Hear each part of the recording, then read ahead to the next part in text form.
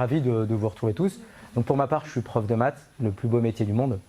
Et à l'époque, quand j'ai commencé, j'étais en maths, je voulais dupliquer en fait mon Joons, moi, partout en France. Et donc le seul outil qui pouvait le faire, c'était du numérique.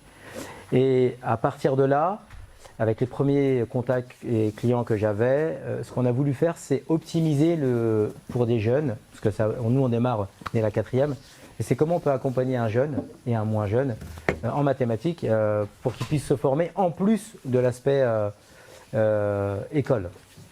Et donc j'ai intégré la Technopole, et quand j'ai intégré la Technopole, j'ai pu avoir des aides de la PPI qui m'ont permis de développer certains outils. Alors nous, sur GVARMAT, on est sur le prémisse, le commencement un petit peu de l'IA, parce que je vous explique au début, j'avais fait mon analyse personnelle sur comment on peut aider un jeune à travailler avec un espèce d'arbre que j'avais généré tout seul, entre guillemets. Mais ça a ses propres limites, parce qu'il y a différentes possibilités. Et donc là, on a pu développer quelques outils qui permettent en fait d'analyser le comportement d'une tranche d'âge, donc c'est-à-dire tous les 4e, on a analysé les 4e, les 3e, le second, les premières et les terminales. Et à partir de là, on est capable de savoir, entre guillemets, sur une population, ce qui est le moins bien réussi et le mieux réussi. Et en fonction de ça, on va pouvoir individualiser le parcours de l'étudiant, donc à travers ce qu'on appelle une plateforme qui va permettre à l'étudiant d'avoir son propre planning de révision. Et à partir en fait, il y a une première étape. La première étape, on laisse les jeunes aller sur le site pendant une semaine, et sur lesquels, en fait, nous, on n'interagit pas avec eux, c'est-à-dire ils se connectent, ils font des exercices, ils valident les exercices qu'ils ont faits, ils ont des QCM, on n'intervient pas. Au bout d'une semaine, là, il y a une première intervention de l'IA qui va lui demander de faire un premier bilan, un premier examen, qui est en fait un examen qu'on appelle de niveau 1, qui va permettre de vérifier, en fonction des chapitres qu'il est en train d'étudier, ses compétences. Et à partir de là, on détecte ce qui ne va pas ou ce qui va. Et c'est surtout ce qui ne va pas. Et à partir de cette étape-là, dès qu'il va se reconnecter, il va avoir la possibilité d'avoir une information qui va lui dire « tu dois générer un planning ».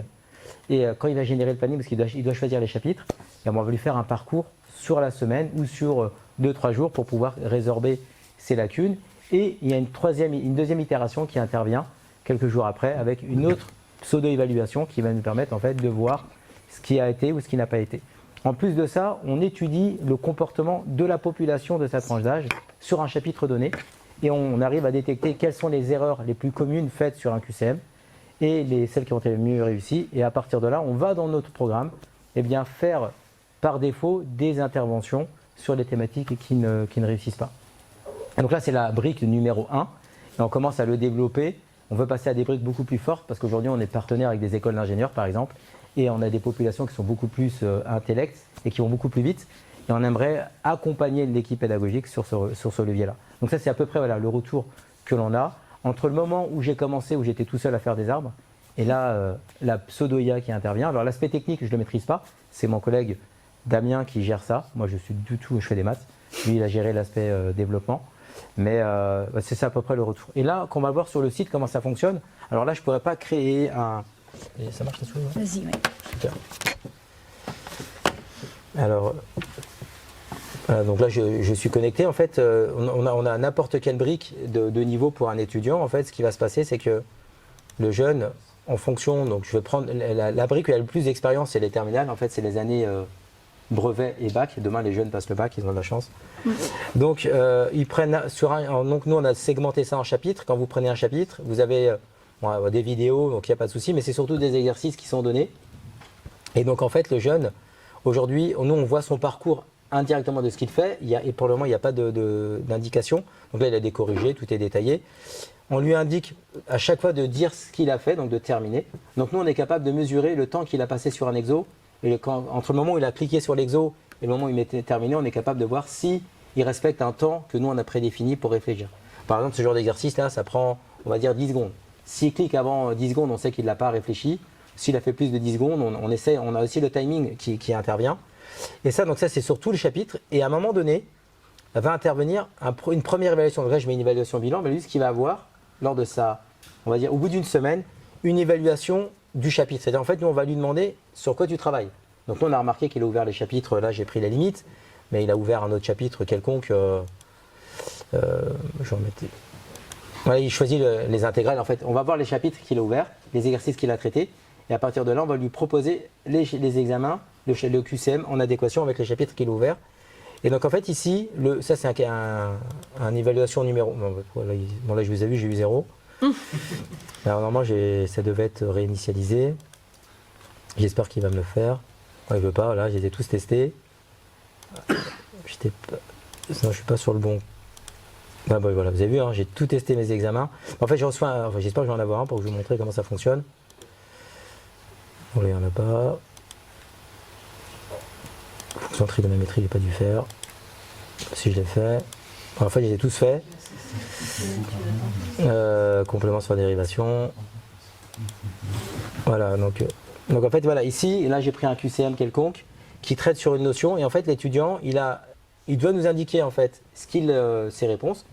Et à partir des réponses qu'il va avoir mises, nous, on est capable de lui renvoyer lors de la prochaine connexion les points qui lui ont été bloquants. C'est-à-dire qu'en fait, si on observe que le point A d'un chapitre a été bloqué, lors de sa prochaine connexion, il va avoir ici sur son tableau de bord eh bien, une indication qui va lui dire « Travaille l'exercice 1 du chapitre alpha et bêta, gamma ». Et également, on va lui demander de créer son propre planning. Et donc le planning, ça va fonctionner de la manière suivante.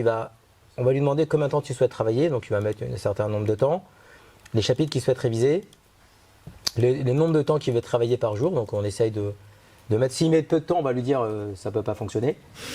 Parce qu'il y en a certains, nous on a des tests à 15 minutes pour dire que ça fonctionne, mais on dit que ça ne peut pas marcher, on ne peut pas travailler. Et donc là derrière, il va avoir un planning, et ce planning-là en fait, c'est la résultante de ce qu'il a fait pendant une semaine, et le QCM qu'il a eu, le QCM bilan numéro 1, et ça lui propose en fait un parcours qui va lui dire en fonction de ses résultats, nous on t'indique qu'il faut que tu regardes cette première vidéo, cette deuxième vidéo, que tu fasses cet exercice-là et ainsi de suite. Et comme on est avec des jeunes, on va faire de la gamification, c'est-à-dire on va lui apporter des points valeurs, et au bout de 4-5 jours, il va recevoir une alerte pour lui dire refais une évaluation, et derrière en fait on va affiner au fur et à mesure son parcours. Donc c'est vraiment le Ritex de G20 en maths sur l'aspect client B2C.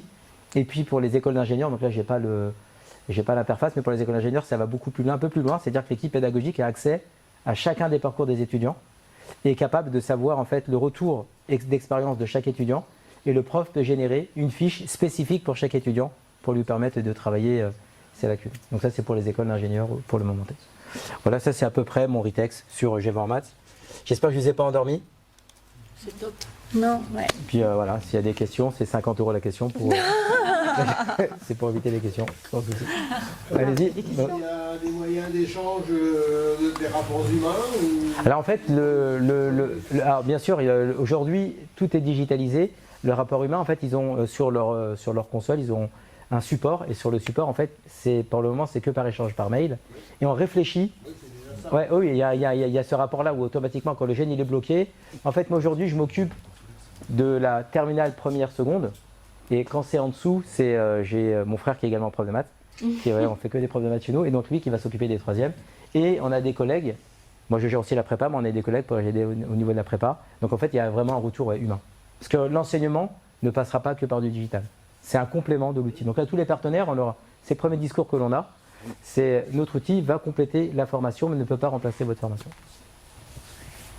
Oui ? Est-ce que, par exemple, la formation des programmes étudiants, est-ce que par exemple vous avez prévu de faire de la formation continue? Oui, ça fait partie des projets d'évolution de G20 Maths, oui. Et donc on est en train de travailler sur, on regarde quels sont en fonction des branches, des métiers, quels sont les programmes qui sont utilisés. Aujourd'hui, j'ai des utilisateurs en B2C qui s'auto-forment, c'est-à-dire qu'ils sont arrêtés après le bac, ils veulent rentrer ils veulent rentrer dans la banque, ils veulent rentrer, je ne sais pas, dans différents métiers. Donc des fois, ils ont des examens à préparer pour des concours, même concours publics, qui utilisent la plateforme G20 Maths, qui permet en fait de les faire travailler de la 4e à la terminale. Mais c'est parmi les verticales que l'on souhaite développer effectivement. Par exemple, pour des publics plus, je ne sais pas si vous connaissez Créa, pour oui. un dispositif de ce type. Bien sûr. Est-ce que vous pensez aller vers ce type? Ah bien sûr. Nous, en fait, le contenu digital, il est totalement prêt, et quelle que soit la population, on est capable de l'adapter, parce que les maths, c'est 1 + 1 = 2. Donc en fait, c'est tellement universel qu'on peut tout de suite se greffer sur n'importe quelle thématique.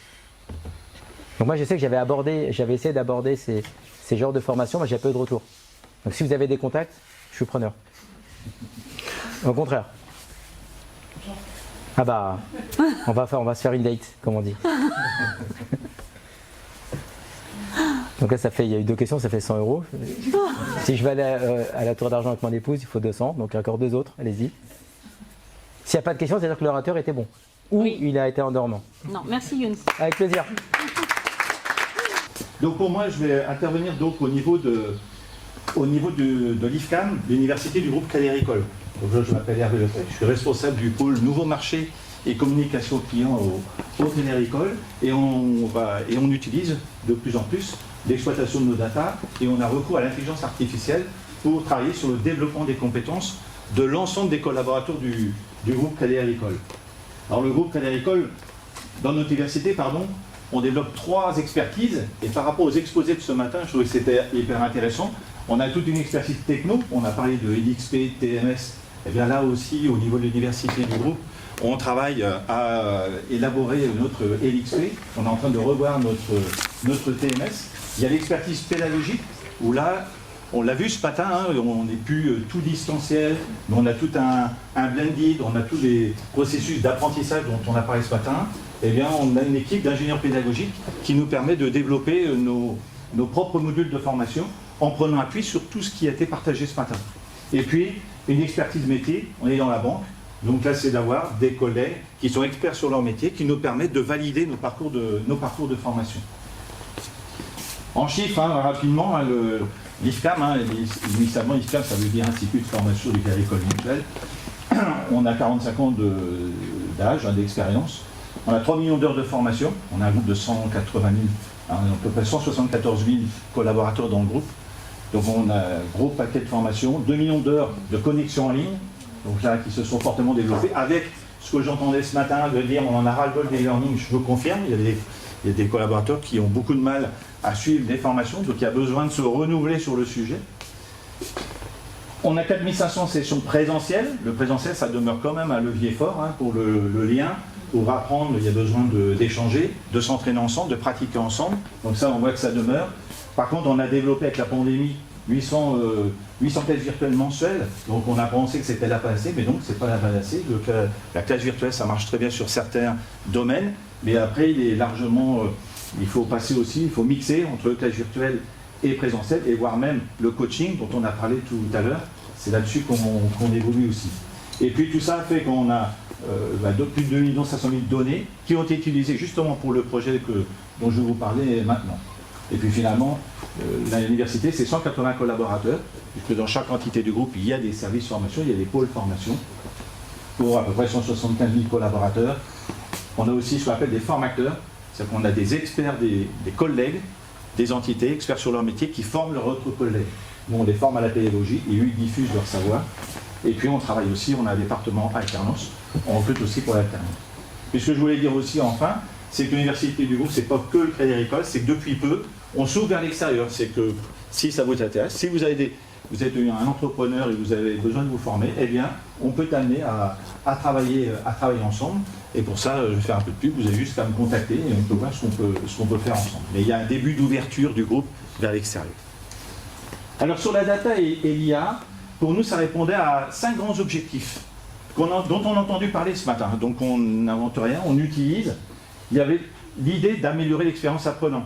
Comme on l'a entendu ce matin, il y avait des personnes qui, les formations, ils n'allaient pas au bout, c'était pas intéressant. Donc il y avait de dire, on veut donner une expérience extraordinaire à chacun de nos apprenants. Donc comment on fait? Deuxième objectif, c'était de personnaliser nos formations au niveau de chacun des collaborateurs. Donc il y a cette personnalisation très forte qui est recherchée.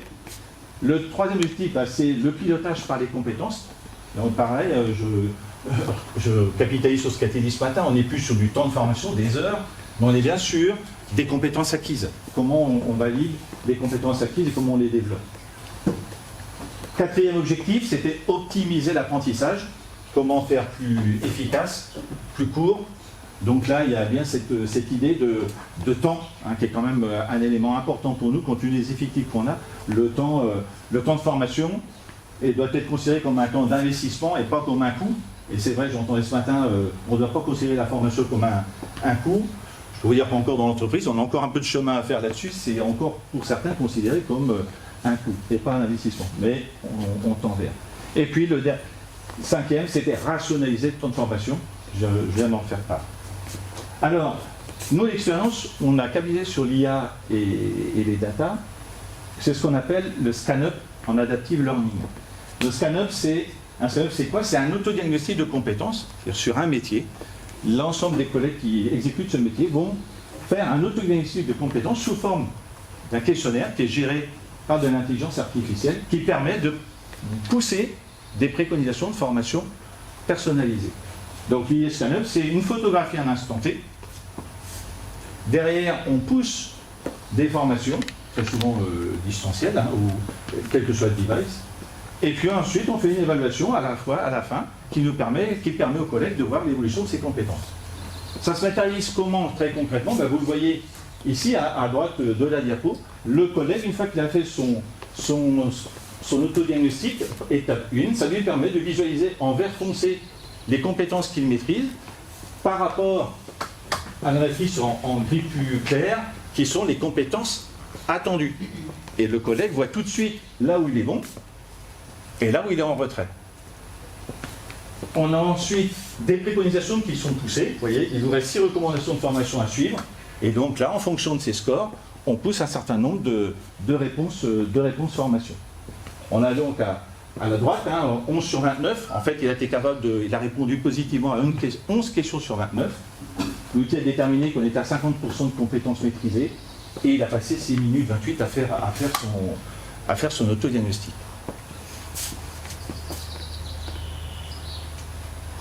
Alors, là où l'adaptive ou l'intelligence artificielle, et là je ne vais pas rentrer dans la technique, je suis comme mon collègue d'avant, je ne suis pas technicien du tout, mais néanmoins, la grande différence avec le scan-up en adaptive learning, grâce à l'intelligence artificielle, qui a travaillé toutes les données issues des questionnaires précédents et des réponses obtenues et de la capacité de restituer et de pousser les formations, et bien là où sur un scan-up, on va dire classique, donc sans intelligence artificielle, où vous savez, quand on fait un questionnaire, il y a 20 questions, mais on se tape les 20 questions.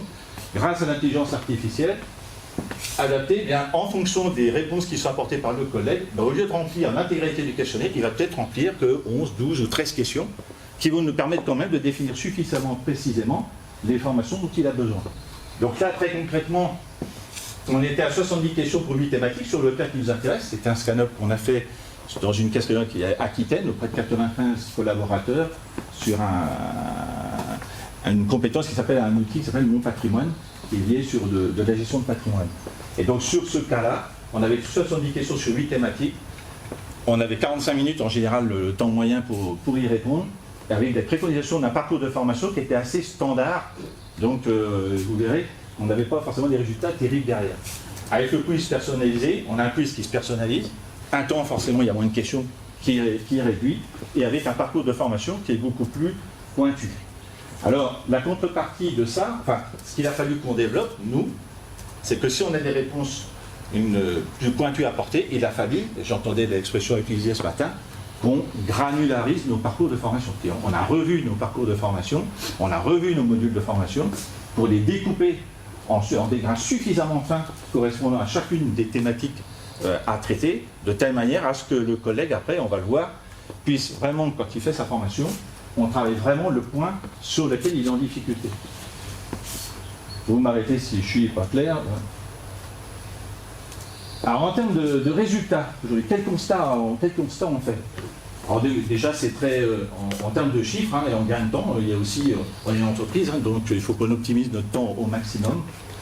Sur les quiz, en amont, vous voyez, le temps passé, il était de 30 minutes au départ, 30 minutes en moyenne, et on a gagné 9% de temps économisé pour le collaborateur pour remplir son questionnaire. Sur nos 94 collaborateurs, ça fait une économie de 5 heures de temps, une économie de 5 heures, donc c'est pas neutre. Sur le quiz final, le quiz aval, une fois que j'ai fait mes formations, eh bien, il a mis 25 minutes en temps moyen, et on a gagné 12% en temps, ce qui nous fait à peu près, on a gagné 12 heures sur le quiz final. Donc là, un gain de temps sur le passage du questionnaire, multiplié par le nombre de collaborateurs, c'est très important pour nous en termes de retour là purement temps et on va dire argent. Ensuite, on a l'aspect approche des compétences. Là aussi, c'est un point important. Sur l'approche des compétences, sur les quiz classiques, on avait 64% des compétences qui étaient maîtrisées. On arrivait en évolution à 64% des compétences maîtrisées, soit 9 sur 14, hein, si on prend le cas du métier qui nous concerne. Et avec le nouveau scan-up en adaptive learning, on est passé de 64 à 75% de compétences acquises ou de connaissances acquises. Pourquoi? Parce que comme on a des questionnaires plus ciblés, on a granularisé les réponses formations, comme je vous l'ai indiqué, et donc on a poussé les formations qui répondent très spécifiquement aux besoins du collègue, qui fait que ce qui s'est passé, c'est que le collègue a acquis beaucoup plus facilement les compétences qui lui manquaient, parce que la formation était vraiment ciblée sur ce dont il avait besoin, et non pas un module générique où je commence à lire le module et dire bah, attends, je ne vais pas trouver mes réponses là-dedans et je laisse tomber. Et on avait beaucoup de déperditions. Donc, un accroissement des compétences acquises. Et le dernier point, et c'était là où j'étais en train de l'évoquer juste à l'instant, on est passé à 69% de suivi des formations, c'est-à-dire que contre 24% avant. Avant, un collègue, quand il commençait, sur 10, il y en avait quasiment un quart simplement qui allait au bout de sa formation, les autres abandonnaient, parce que le module ne répondait pas complètement à son besoin de formation. Donc on a gagné aussi en efficacité sur nos formations. Ce qui nous fait donc un questionnaire mieux ciblé, gain de temps, des évaluations plus fines, avec des parcours des formations beaucoup plus précis. Et donc là, on voit bien qu'on a des collègues qui sont plus engagés, puisque là, je trouve un module qui répond vraiment à mes besoins, donc je vais au bout. J'apprends. Il y a quand même j'entendais ce matin, l'idée qu'on est acteur de sa formation et volontaire dans sa formation, mais à condition qu'on y trouve un intérêt. Là, avec des modules plus précis, répondait vraiment aux besoins, on a un retour beaucoup plus positif de nos autodiagnostics aujourd'hui. Alors, comme le résultat pour nous en termes de REX, il est plutôt extrêmement intéressant, que ce soit sur le temps, que ce soit sur les compétences acquises, eh bien vous voyez, on va industrialiser beaucoup plus nos autodiagnostics. On est parti d'un pilote qui était sur mon patrimoine et là on va le diffuser. Et là vous avez une idée de l'ensemble des scanners qui couvrent, vous voyez, toutes les différentes compétences qu'on peut avoir dans les métiers de la banque, hein, et on en a bien d'autres. Mais l'idée est bien de généraliser ce type d'outil, donc de capitaliser sur l'utilisation de l'intelligence artificielle pour nous permettre de développer nos actions de formation. Mais parallèlement à ça, on continue aussi, parce qu'une fois qu'on a ça, il peut y avoir le coaching, pour ça que j'ai écouté avec intérêt le coach tout à l'heure. On développe aussi les techniques d'AFEST, hein, l'action de formation en situation de travail, qui viennent en complément de ces outils-là. Donc tout ça pour vous dire que par rapport à tous les échanges de ce matin, on capitalise sur ces différentes pratiques, et l'intelligence artificielle, la data, l'exploitation, est un élément au service d'eux. Voilà, j'en ai terminé. Merci de votre attention.